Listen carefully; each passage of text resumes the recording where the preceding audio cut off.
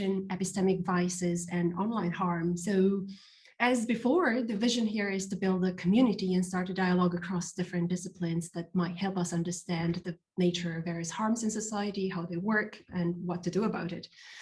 And today and tomorrow, I'm very excited that we are joined in by a wonderful set of speakers who are working on misinformation, disinformation, gaslighting, online radicalization, conspiracy theories, dog whistles, and various epistemic vices and problems that these issues bring. And as well as we're looking at empirical analysis and methods for the detection of online harmful speech, and also cognitive tools to remedy online manipulation. So we shall see a variety of perspectives and tools at work, and that will provide insights on the workshop's theme. And clearly, these are all very important and urgent topics in the times we're facing these days. I mean, in particular, when we think of the vaccine hesitancy and many other harms that this lead to. So today's speakers will be Alessandra Tanesini from Cardiff University, then Kasim Kassam from University of Warwick, then Tatiana Scheffler from Ruth University Bochum, and Veronika Solobova from Freie University Berlin. Then we'll follow with Kevin Zollman from Carnegie Mellon and Caitlin O'Connor from UC Irvine, California. And as always, just a quick note for the in-house rules, just feel free to put your camera on. It would be lovely to see as many of you, but keep your mics turned off. And just finally, a big shout to Maite, Janelle, and Lucy, and Suzanne, who helped throughout the workshop series and making sure that everything runs smoothly. And thanks everyone for taking time to be with us today. So without further ado, we're ready to start, and I'm delighted to introduce our first speaker, Alessandra Tanesini, as I said, professor from philosophy at Cardiff University, and she works in philosophy of language, ethics, feminist and social epistemology.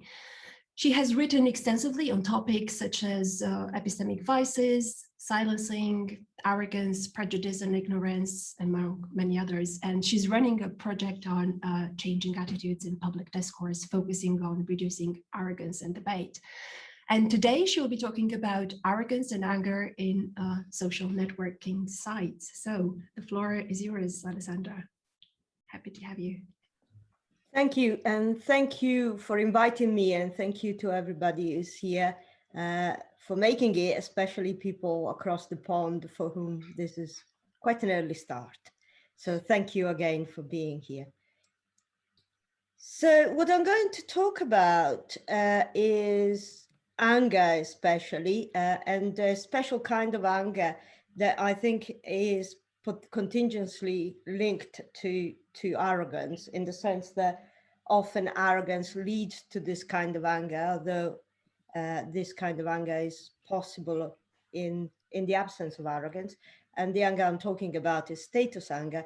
And I'm first going to talk about it in the offline context, and then I am going to focus on online context. Sorry, I'm trying to reduce so that I can see my own screen. And then I'm going to talk about this form of anger in online contests. The main idea here is that social networking sites, and I'm thinking especially of things like Twitter and Facebook, are structured in such a way, I am going to argue, that they facilitate the expression of anger. And then I'm going to argue further that people who wouldn't normally be disposed to being angry, when put in the kind of situational frameworks of these social networking sites, they are more likely to exhibit anger. And when they do, then this can lead to further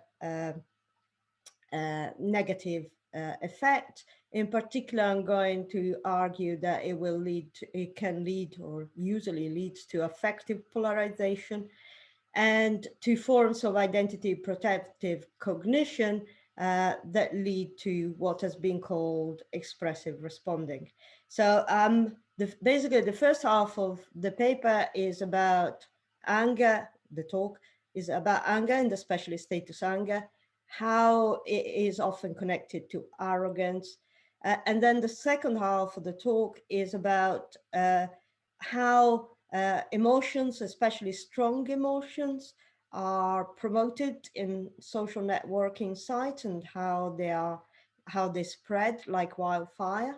Our anger in particular is, because of various features of what anger is about, is particularly sort of triggered by the affordances of social networking sites. And by when this happens, further effects cascade, which I'm going to discuss. So very briefly, I want to be brief about this bit. I take anger to, and therefore, sorry, a little bit slapdash, but I hope it gives a sense. So anger is a negative emotion. It's usually thought to be a moral emotion because it's meant to be a response to what is a perceived slight. Of course, one can be mistaken. One might not have been slighted, but because one perceives the action as a slight, then one responds in anger. I don't think you can give necessary and sufficient conditions to define anger. So I think of it as a syndrome, i.e., as something that is characterized by a cluster of features.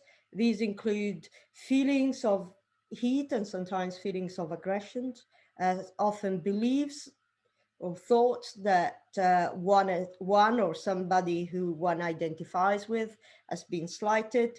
I think anger and other emotions are linked to, or perhaps themselves embody, evaluations of situations. In this case, anger being a moral emotion is a moral evaluation.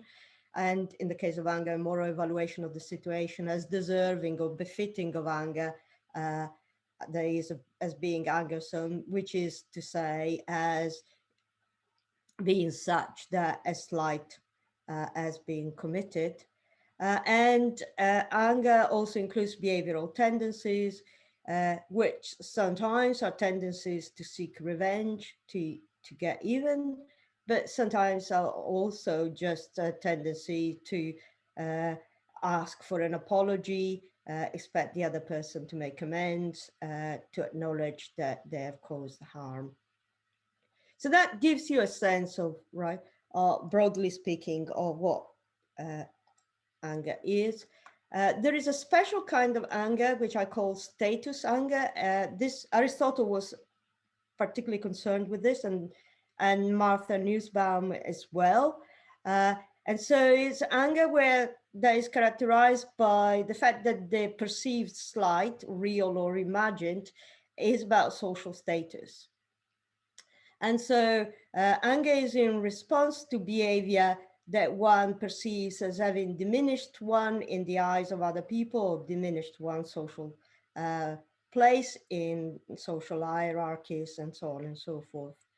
And the behavioral tendencies of status angers are to get even, because by getting even, one can restore the status quo and reestablish one's social status.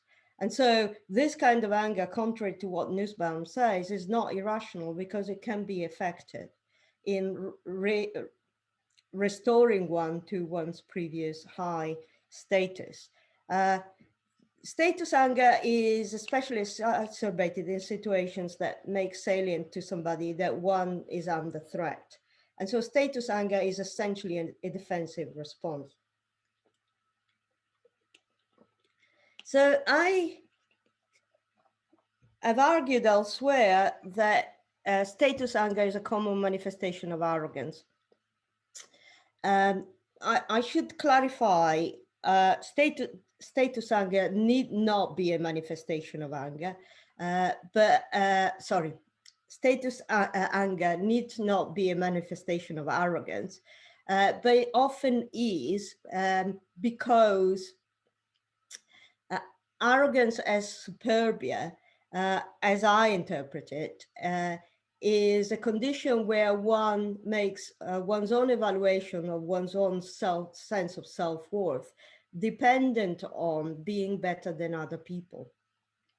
So if you think that uh, if you only feel good about yourself, or you evaluate yourself positively because you compare yourself to others and you think you're better than them, uh, then all sorts of behaviors that don't acknowledge that you are superior to other people, behaviors that are absolutely fine, since you might not be superior to other people in that regard, are perceived by you as a slight, and therefore trigger status anger as a weapon to defend your own sense of your high entitled social status, right? And so status anger then is exhibited in behavior that is designed to downgrade other people's social status so that you can get even, and so that your higher position is repaired or reestablished, right? So you can see status anger can be something that is felt by people who have actually been slighted, right? In which case need not be a manifestation of arrogance, right? But if you are arrogant in this way, then all sorts of ordinary behavior will for you be an occasion of anger. And your anger, in all likelihood, is not going to be fitting. What that means is going to be an incorrect evaluation of the behavior as being a slight when it wasn't. So let me now move to the idea that there are distinctive discursive manifestations of this kind of arrogance, which is linked to anger. Um, and I have argued in the past that arrogant speakers take themselves to be unanswerable. What that means is that they sort of think of themselves a bit like the Pope, right? So when the Pope speaks ex cathedra, uh, no one has the right to challenge them because they are taken to be infallible, right? And so the Pope assertion would still be accountable for the truth, but not answerable to challenges by other speakers, right? And so if I'm right about this account of arrogance I've sketched, then any challenge to an assertion will be taken by an arrogant speaker to be an inappropriate challenge, because the arrogant speaker takes himself or herself to be unanswerable. And and will take any challenge to their assertion as treating them as if they weren't superior, and therefore will generate anger in response. And so arrogant speakers tend to respond to challenges in anger, uh, and their anger tends to intimidate other people. But they also tend to respond by dismissing these challenges because they take themselves to be unanswerable. And this dismissal, of course, can result in humiliation. Either way, the arrogant speaker uses their assertions, treats their assertion as if they were a verdict, i.e. claims they are based on fact, but that are unchallengeable. So they take themselves to be the referees, or if you want, to be the juries, to issue a verdict that cannot be questioned by other people. I've then also argued that deeper forms of arrogance, which are hubristic, can lead even to unaccountability, a sense that if one thinks that something is true, it must be, because one position cannot be improved upon.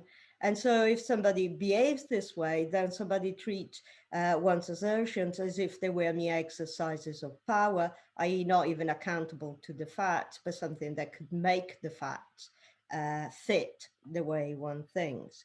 So this concludes what I wanted to say about offline environments, and it gives you a sense, I hope, of the kind of emotion I have in mind, status anger, how it often is a manifestation of arrogance, although it needs not always be, and how arrogance as distinct, if you want, signatures in debate, and that these distinct signatures are a certain tendency to intimidate other speakers, to dismiss their challenges, to take oneself to be unanswerable, and therefore to take one claims to count as verdict.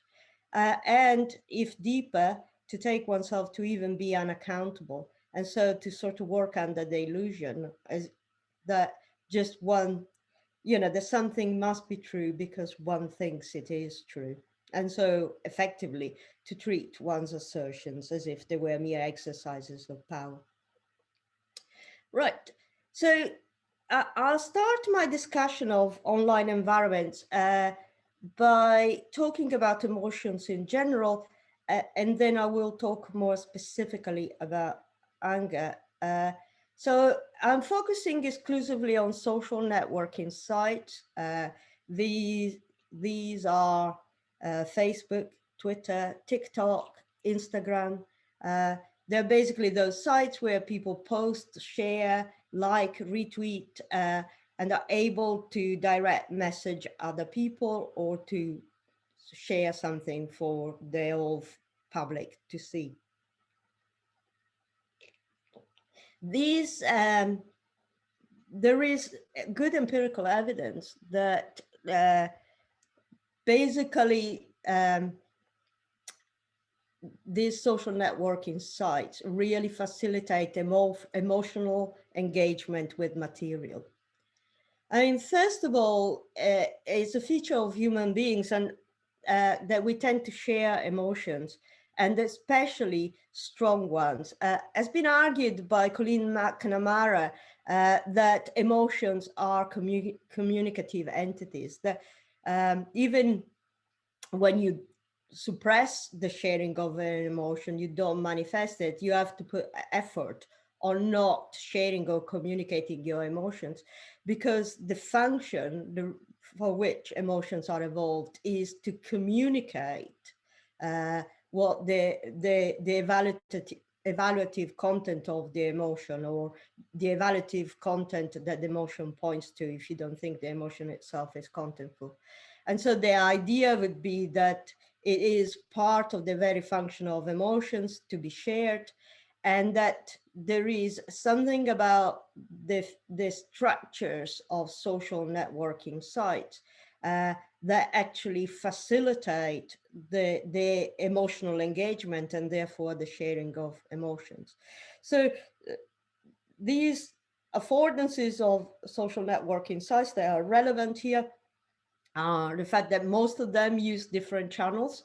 So both, say, in Facebook and Twitter, you can direct message somebody, so there is only a private message to that person, or you can broadcast something by putting it on your feed.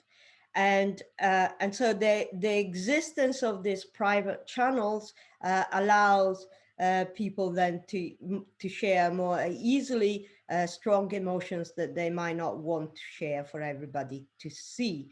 And the evidence is that very negative, strong emotions like fear, sadness, and things like that tend to be shared more on the private channels than on the public, ones.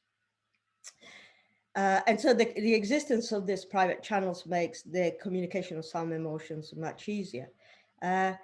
One important feature of all social networking sites is that they make communication cheap in terms of effort.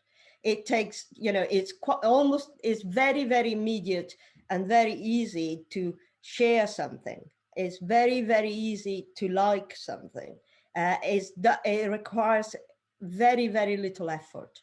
And because it's so uneffortful to communicate, because communication is so cheap, it makes impulsivity easier, right? If something required a lot of effort, it would be hard to be impulsive. But if something requires no effort, then you can be very impulsive. And because communication is cheap, it also facilitates armchair activism. It's so much easier, right, to get outraged on the internet where you don't actually have to do anything than going to a protest in the square, right? especially in Wales where it rains all the time, right? It's so much easier to flame online, engage in what T. and Nguyen has called, uh, what is it, rage porn, uh, because you don't really have to spend any effort. And so flaming is easier on the internet. Uh, Other features of the internet that makes, not the internet, sorry, I should say social networking sites, that makes emotional communication easier is that they promote what's called socially distanced communication. There is some of the people you are in contact with on social networking sites are people you know, but a lot of them are just Facebook friends or Twitter follower. Uh, there is no real personal connection, and the absence of a personal connection makes it possible for one to be much ruder without feeling the sense of restraint that would come from, knowing that you harm somebody you know and perhaps care about. Uh, Another equally important feature of social networking sites is that it's very easy to come across information that you wouldn't have chosen to look at if you had the choice. You can stumble upon a lot of awful information that can trigger an aversive reaction, something that you would rather not have known or not have seen. And finally, an important feature of social networking sites that again tends to promote emotions is what is known as the collapse context situation. This is an important feature of social networking sites, which means that often people lack the context to be that would be required to understand a post, a comment, a tweet, or a retweet. They do not know the person. They possibly do not share a lot of background knowledge or background values. This is one of the reasons why irony is very hard to detect on this site, because you would need to know the person, to know their sense of humor, to know whether they're joking, to know what they might mean. And so for all of these reasons, misunderstandings are very easy to generate on social networking sites. So these are some features of social networking sites that make them especially suitable for people to engage affectively, i.e. using affect, right? There is little filter because you can be impulsive. You come across things that you would not have chosen to see, so they generate an immediate response. You are likely, you might not understand what the content is, and that might also lead you to have a sort of immediate response. As a result, strong emotions, and especially negative strong emotions, are widely shared online. And there have been sort of social psychological research to show that not just that social networking sites are rife with emotional responses, but that anger is one of the most widely shared emotions online. I should add, there are, independent of social networking sites, there actually are ranting sites on the internet where people can just go just to rant, right? And so the internet, and especially social networking sites, are designed to engage you emotionally and facilitate this, both the sort of angry reaction to content, but also the spreading, the sharing of anger with other people. And as I said, they do so because they facilitate impulsivity. They involve discussions in contexts of social distance where you don't know the person, and so you're more likely not to care if you say something rude to them, which then is more likely to generate an angry response, right? So the fact that there isn't sort of pre-existing knowledge of each other makes it easier to be offensive, essentially.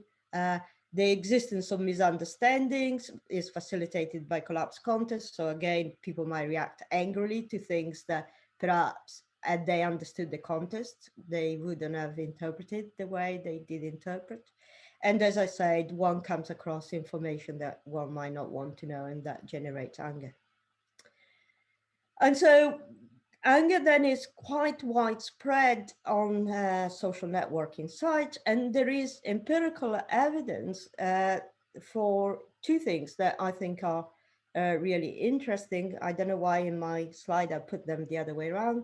So the first one is that the phenomenon of emotional contagion, which we know occurs offline, which is that if you see somebody feeling a strong emotion and the emotion is not targeted at you, or in some ways you feel an affinity with the person who has the emotions, then you are likely to feel the emotion yourself without necessarily having gone through a thinking process of any sort. So fear, for instance, is contagious. If you see somebody that clearly is panicking, that tends to induce panic in you, even if you don't know what there is to be panicked about. You can see why for animals like us, this would be a useful thing to have in our prehistoric arsenal, right? An animal is fearful, it transmits fear to the other members of the group without them needing necessarily to know why the first is fearful. So, and we do the same with sadness. You know, you see a funeral passing by, you don't necessarily need to have sad thoughts, you immediately feel sadness. This is also true of anger. If we are not the target of the anger, and we feel that we belong to the group that is angry, we come to share their anger. This happens offline. Contagion also happens online. And so since, as I said, the affordances are likely to promote anger and anger spreads by contagion, then anger can spread online. But interestingly, and this I'm going to sort of move on to this in the next slide, there is empirical evidence that anger online amplifies homophily. What that means is that people who feel angry online tend to end up talking only with people who are like them. And so the experience of anger online, so far as it promotes of homophily, it promotes the existence of filter bubbles where people only talk to like-minded people and share their indignant anger with them.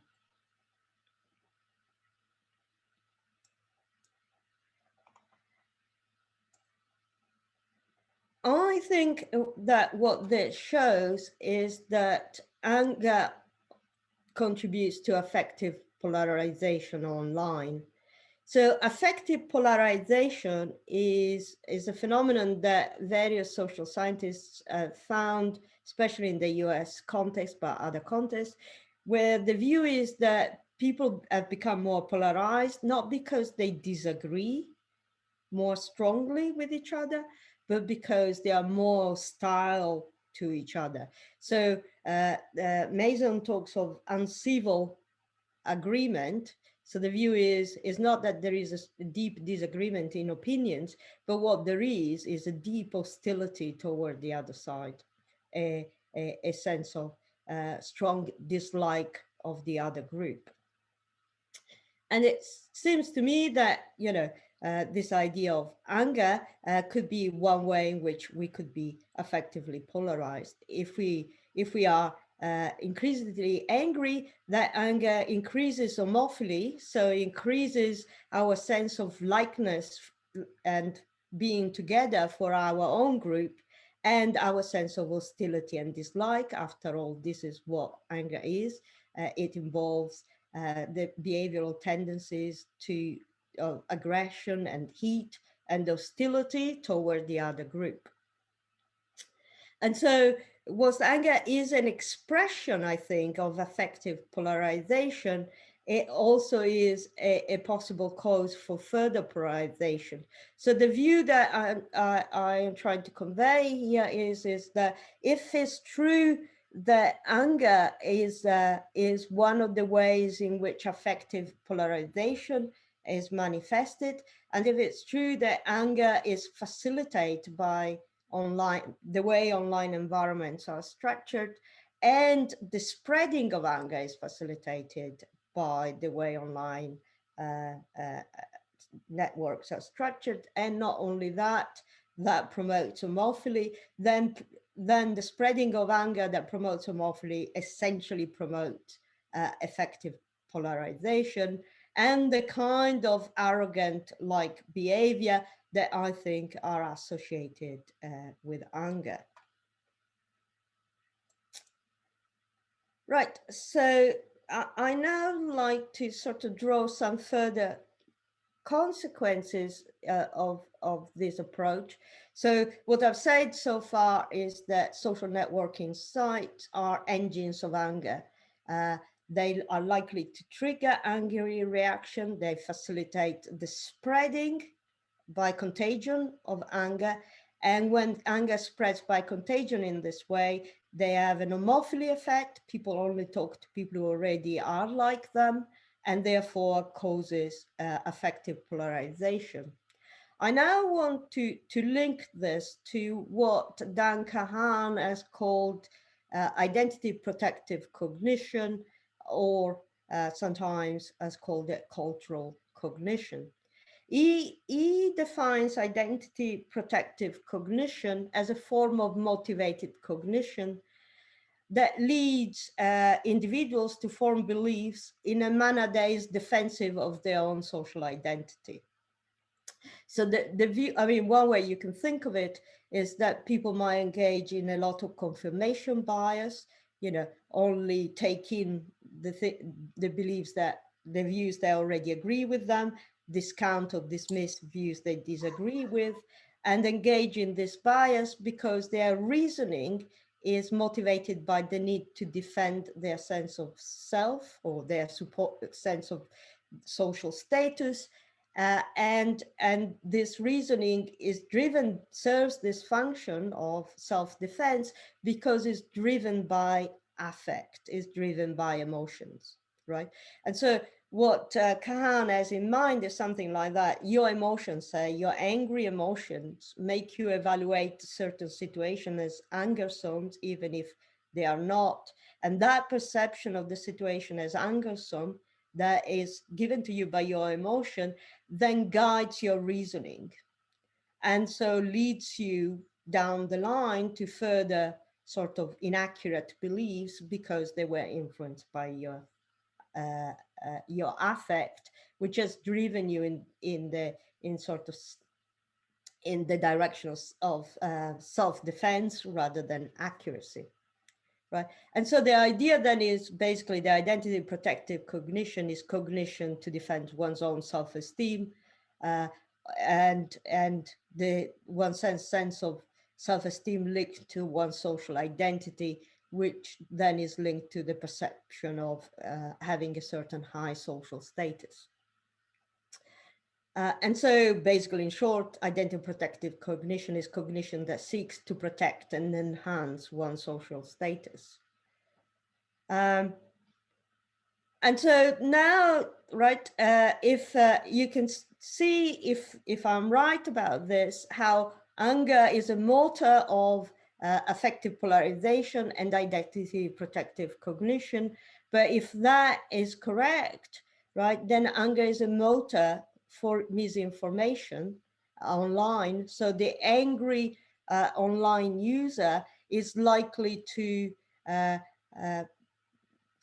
express their anger, feel that he or she belongs to a group that share the same sense of moral indignation, and that way feels a sense of belonging, becomes more polarized, and because of that inhabits basically a filter bubble, so it will only have access to certain kind of information, but also might be led to because of motivated cognition, suffer from certain cognitive biases themselves. The result would be that these SNS users would become active seekers and sharers of misinformation.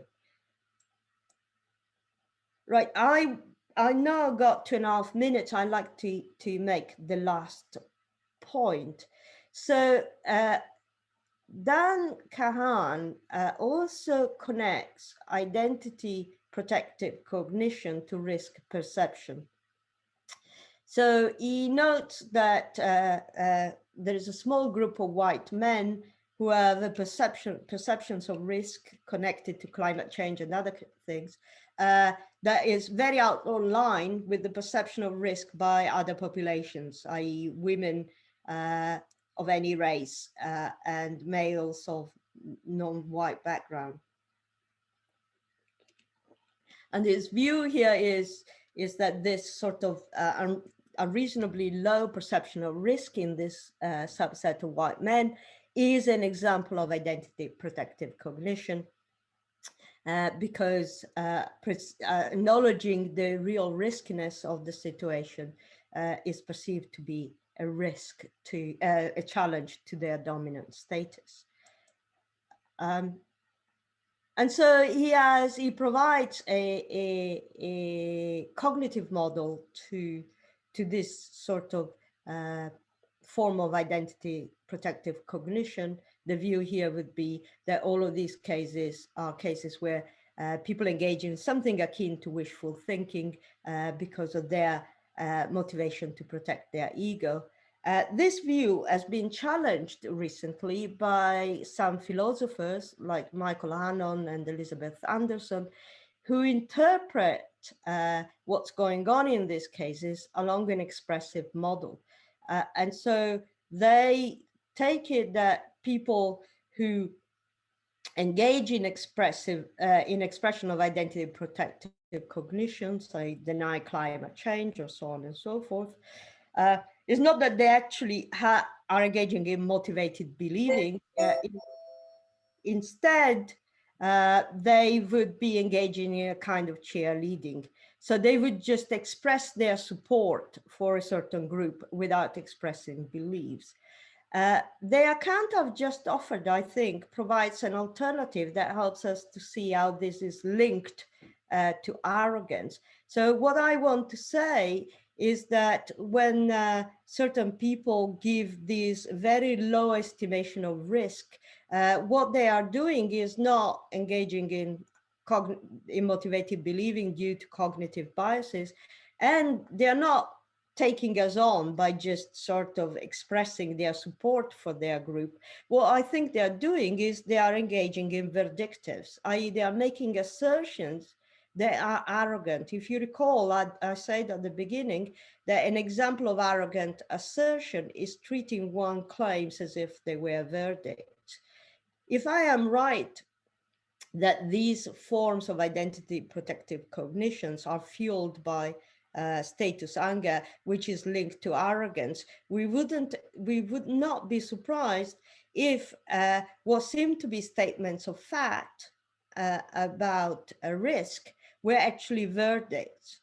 And they would be verdicts about what level of risk ought to be acceptable in society.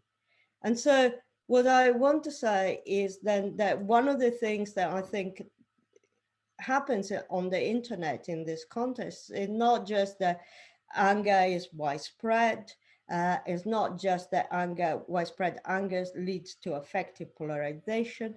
I want to say that also facilitates engagement in identity protective cognition, and that we should think of that not just along this purely cognitive model of promoting confirmation biases, but along a sort of a more cognitive emotional model where part of what is going on here is that when people make these claims, what they are trying to issue is verdicts about how people should behave. And it's because of this that these claims are expressions of arrogance, because they the speaker takes himself or herself to have the authority to tell other people what should acceptable levels of risk be, for instance. But there would be, I've chosen this example because people talk about risk in identity protected cognition, but there might be other cases where the proliferation of anger online also promotes treating one's assertions as if they were a verdict. And I'll stop there. I'm sorry I went a couple of minutes over time. No, that's okay. That's wonderful. Thank you so much, Alessandra. Thank you for a wonderful talk. So the stage is open for discussion. Please put your cue or question in the chat. That would be easier for me rather than scroll the two sides. Or I see a hand. Whose hand is this? Jude. Please go ahead. I think you're the first, and then Kevin. Thanks, Mihaela, and thanks, Alessandra. Really nice to see you. Good to see you too. I had a question about anger and the way that the internet facilitates expression of it, and just a sort of a question that I wonder if you can help me figure out, like how like are these things sort of addressed and distinguished in the literature? Because so I was thinking about like the context in which I'm see most anger in my kind of daily scrolling of social network sites, and they're like posts about parking in the local neighborhood group and people like click the sort of angry face button, like, oh no, somebody's parked poorly on the pavement again, that kind of thing. And I was thinking, well, I think I've probably, you know, sometimes joined in with that angry face kind of response without really feeling anger.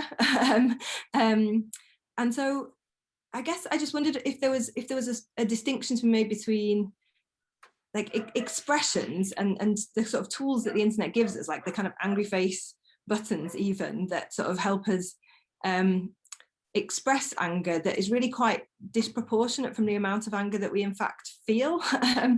And so that there seems to sometimes be this disconnect. I'm sure there's not always, and I'm sure that there's other examples where you could give where there is like real visceral anger being felt and expressed, but that in at least some cases there might be this disconnect between like sort of what looks like anger because of the tools the internet gives us to communicate with each other, and whether that's actually expressing like much anger at all, and whether that kind of difference is commented on in the literature. Does that make sense? Yes, it does make sense. And I don't know that anybody specifically, you know, addresses the point you are making. But one of the things that I wonder, I mean, one of the ideas, and I don't know whether you agree or not, one of the ideas here is that even if when you select the angry face and you don't initially feel that angry really, it's just a way of, you know, expressing agreement that this is an outrageous thing or something like that. The evidence seems to suggest that you will then sort of end up in a cluster of people that share similar, if you want, sort of fake anger, right? And that by doing that, the anger itself can become real. By, you know, by repetitious cases of minimal anger, then you have access of more information of people, right, who have suffered because of this thing. And so you acquire both more information that this was really a bad thing, right? And you tend to only see people who share similar views if it's right that anger tends to have this homophily effect, so that you end up only talking to other people who share similar views. And so the idea is that even if to begin with you're not very angry, over time anger can become deep. I mean, it doesn't need to become absolute rage, right? It need not. not be like that, but it can over time be enough to become divisive in some way and create, a twofold situation. So I think the bias is meant to go two ways, right? One is if it's right that these mechanisms then put you in filter bubbles, you can be a perfectly rational person, apart from if you know that you are in a filter bubble. Then, if you don't know that you are in a filter bubble and you are in one, you can evaluate what's available to you rationally and still end up at a disconnection with reality. But the other idea is that anger tends to be, because it's a defensive mechanism, tends to generate a lot of false positives. And so you tend to also see things as deserving of an angry response when they don't. I mean, I have argued elsewhere that that there is no evidence that this is a necessary feature, and that all the evidence we have of this is for people who have never tried to train their anger. So there are no, for instance, experiments where they look at the anger of political activists, right? They've gone through, I don't know, peace training or whatever, is their anger as prone to false positives? No one knows this, but in ordinary people, anger is prone to false positives. So if it's right that even if to begin with you don't have very much anger, being in that environment sort of stimulates it, then you can end up in a circle where you end up feeling more and more angry. Sorry, I hope that answers it. It's a long way. Great. So we have almost 15 minutes left and lots of questions. We have Kevin, then Christoph, then Michael and Patrick. So Kevin. Great, thanks, Alessandra. Nice to see you again. So I wanted to ask a little bit about, so some folks in philosophy of science like Miriam Solomon or David Hall or these sorts of folks have said things like, in particular about arrogance, not so much about anger, but in particular about arrogance, that they think that arrogance has a kind of social epistemic virtue, in science at least, because it prevents people from abandoning theories in light of misleading, disconfirmatory evidence, right? So the idea, Miriam Solomon has this nice paper about the continental drift, where the initial evidence was that continental drift was wrong, and that the proponent was sort of arrogant and refused to believe it and just kept believing the theory, and it turned out that he was right, and that was kind of good from a social perspective, even though he was doing something that was maybe individually epistemically harmful. It was good from a social perspective. And I was wondering what you thought about that, and whether you thought that there might then be a role, maybe not it's universally good in any respect, but a role for anger when viewed from a social perspective, social epistemic perspective, rather than from an individual epistemic perspective. Thank you. So, right, in response to the first half of the question, there are a lot of folks who think that some individual vices are virtues of epistemic communities, including to some extent you, in the way in which you put things. So that specific, I don't. I mean, the quick and dirty response is I don't think that that example needs to be the Solomon an example of anger. There is such a thing as firmness, which is not giving up on one's views too easily. And so I think that a lot of those cases can be accommodated in that way. Also, I tend to think that there is a difference between vices like arrogance and just not being virtuous. So I do think that in contexts where, I mean, this is, I think, is Kitcher's view too, right? So provided that you care not just that the community has a lot of epistemic goods, but that also you have epistemic goods, I see good reasons to believe that a community where not everybody is perfectly virtuous probably outperforms a community of perfectly virtuous people. But then they wouldn't be perfectly virtuous, because a perfectly virtuous person doesn't care that they have epistemic goods, but that the community as a whole flourishes. So I think that it could become semantics, but I think there are different ways of accommodating that. Vis-a-vis the other thing, I've only talked about the negative aspect of anger. I also think anger has a very positive epistemic role. And I think there can be such a thing as virtuous anger. One of the features of virtuous anger will be that it's fitting. And so it's an accurate epistemic evaluation of the situation. Here I was interested in a kind of arrogance that tends to be unfitting. And there is good evidence that most arrogance that is untrained, most anger that is untrained is unfitting because of its evolutionary history. I mean, it's a defense mechanism, so it is bound to give false positives. But there could be a way of, sort of training it and capturing it for virtuous epistemic ends, and I think that's possible. And it can be at the individual level, it need not just be on the social level. Wonderful. Thanks. So we have Christoph, and time is running short, so please keep the questions short. I'll keep the answers short. Christoph, where are you?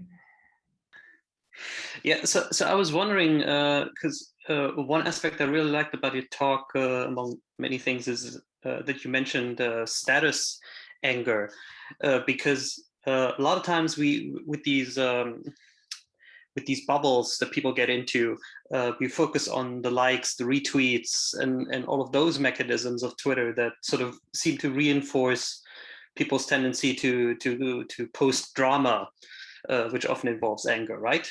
You post something that is kind of sensational or aggressive and people like it, and then you get encouraged to repeat that behavior, right? But Twitter also, a while ago, and now they also have new things that reinforce this kind of thing.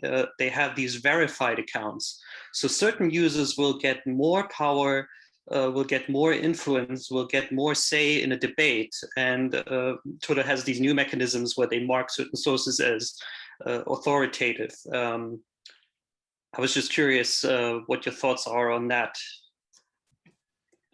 I don't know. I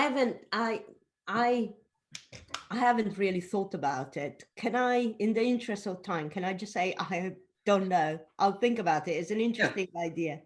Because it's kind of like it's leading to a sort of stratification of, so it's going against the democratic idea of everyone can share and post, and now it's becoming stratified in terms of user accounts. Yeah, I mean, I never thought that Twitter really was democratic because of the followed structure, right? So there are many people who have many followers, right? And so it's got, some of these networks tend to be unidirectional. People get their information via this. I mean, Alfanos talked about this, Kevin too, the star networks, right? And so I never thought of it as really being democratic, especially Twitter. And yes, I mean, that role of having a lot of followers is a status thing. And of course, you are promoting, then it's something you care about. And so you have to say more and more outrageous things to preserve your status, because then your things get retweeted. So there is very much a lot of status things going on in these social networking sites. Partly there is good empirical evidence with the link between these, certain kind of use of social networking sites and narcissism, which might be linked to these concerns with status. Yeah. Thank you. Great. Next question is from Michael.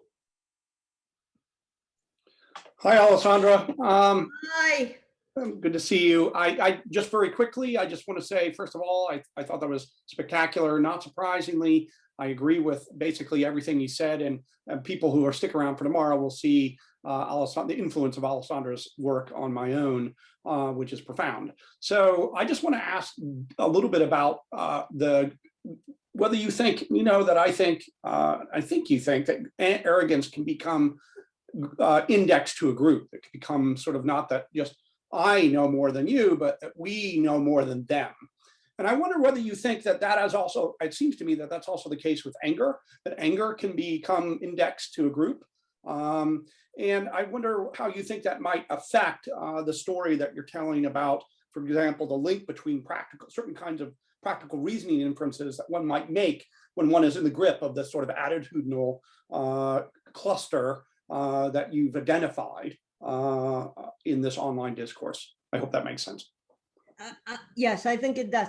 So yes, so my view, as you know, of anger is that it's about self-esteem, and it's about this view that one's own sense of self-worth is dependent on being superior to others. I think there is a collective form of arrogance that is linked to social identities that works in exactly the same way. Right. And then it too would promote anger in exactly these ways, right? So where what you're protecting is not your own individual self-esteem, but is you qua that one person, but is your self-esteem qua member of that group. And then your sense of self-worth is dependent on the group you belong to being superior to other groups in social status. So it reminds me of something James Baldwin said, that he said that the role of the Negro in American society is to indicate the bottom rung of the ladder. So, you know, wherever you are, you have to be above that, right? And so if you have a sense of identity, and arguably some forms of white identity are predicated on wherever I am, I have to be above that. Yes. Then they would be invested in what I think this kind of angry response of trying to keep other people down. So yes. Great, thank you. Wonderful. So last question from Patrick. Hi. Hi, Alessandra. Thank you. That was a really fantastic, fascinating talk. Thoroughly enjoyed it. I'll kind of keep it quick, but one of the strands that I thought interesting in there is kind of like this idea that online spaces seem to be quite angry often, or more angry than we find kind of in face-to-face interactions. And one of the things I'm interested in is differences between kind of online and face-to-face communication. And you had a lot of really interesting kind of empirical work that kind of gives an idea of some of these differences, and in particular the idea of kind of socially distanced interaction is kind of the norm of internet. I think, so one thing I was wondering about was kind of whether you found any stuff in this in researching this, or whether it's anything you've thought about, is kind of there's an element to emotion that I think is perhaps negotiated. So we kind of, in a face-to-face conversation, we communicate emotion, but we also kind of negotiate it with each other. So you meet somebody who's angry, and you might meet them there slightly and then try and negotiate away from the anger, or depending on you know, conversational styles and what have you. And I guess what I'm wondering is whether the kind of the structures of social networks and the socially distant kind of communication we have doesn't allow us a kind of as an easier channel of kind of emotional negotiation. And so it perpetuates these things, kind of a bit like Jules said earlier as well, like you see an angry post and you might stick an angry face on it to show anger, and kind of there's no kind of negotiation of the position in the same way as we get in face-to-face interaction. I was just wondering if that's kind of a strand that you think is relevant. Yes, I mean, there are several things that I think here are relevant. One is a list with Facebook. What you're given are just the basic emotions, but of course our emotional lives are much more complex, right? We sometimes feel more than one emotion at once, and we are able to communicate. But with Facebook, you can only take on one thing. You can't sort of be both, you know, a bit sad and a bit like, you know, I feel for you, right? The other thing that, and so that is, you know, one problem. Another is that we tend to, I don't know you guys, but there is evidence that most people first click and then comment, if at all. And the clicking sort of influence what kind of comment you're going to do, to make. And so if you were to make a more moderate comment expressing a bit of sadness and a bit of sympathy, if you click on sadness, you're likely to then make a more sad comment. And so again, right, and not just the social distance, the fact that then the context is collapsed, you know, you can't share much of background, means that what you call negotiation is not possible in the same way, right? So there are back and forths on Facebook, but interestingly, very rarely they get better as they proceed. Sometimes they do, but more often than not, they become worse, right? Or you find people who go out of their way having to specify certain things that on a face-to-face, because of body language, they wouldn't have to say. So that people, you know, say all the time, this is a genuine question, right? And so on and so forth. And so there is a lot that it's very much harder to negotiate. And the system doesn't really allow for much nuance between different emotions, but makes you choose between one of the basic ones. And so it makes the whole thing much harder to sort of be more nuanced. And I think that once, you know, emotion do drive our cognition in some way. You know, once you have acquired that emotional sort of outlook on that issue, it's harder, you know, to see it in a different light.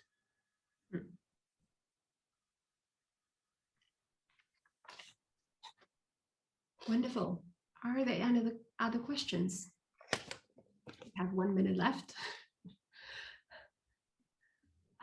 If not, I'm actually curious in a way, if you were thinking of the effects that the online communication, and in particular this kind of negative communication, and moreover when it happens and it, as it were, in closed doors, like, you know, the Parler, Telegram, or other social media that kind of grow this kind of atmosphere of in-group solidarity that is very toxic. What would be ways of kind of showing how that type of emotional contagion and communication will kind of leak out into the real world and basically kind of try to put pressure on social norms and basically change people's conception of what is acceptable from now on? Well, if I understood your question correctly, is how, you know, sort of this angry style communication online leaks out offline in real. That I think is an empirical question. I actually do not know. It might. I mean, I suppose it would seem to do so, right? It seems that people take their angry, right, online persona offline, but I wonder how much, right, they really do. I do not know. But, you know, just because it's online, the damage is not less real. You know what I mean? Yeah. You know, abuse online is still abuse, even if it is carried out online. I tend to think that some of these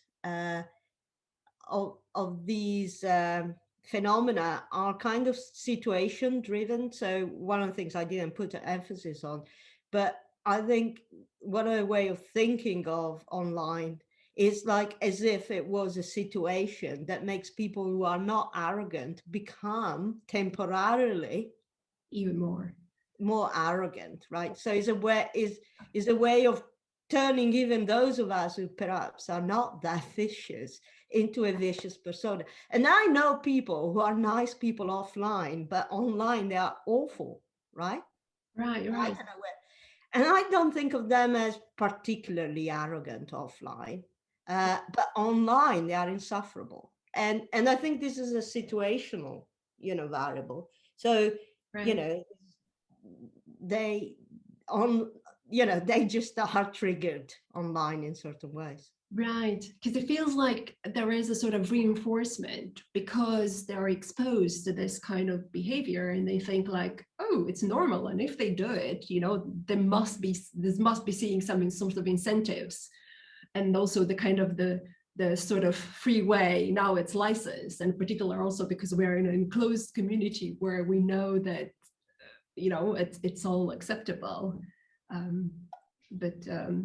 But yeah, I'm wondering if it's just kind of emotional contagion, or it's sort of other mechanisms in play, sort of, yeah, indeed, in group solidarity, in group sense of belonging, and it feels like that there are lots of factors that may play in.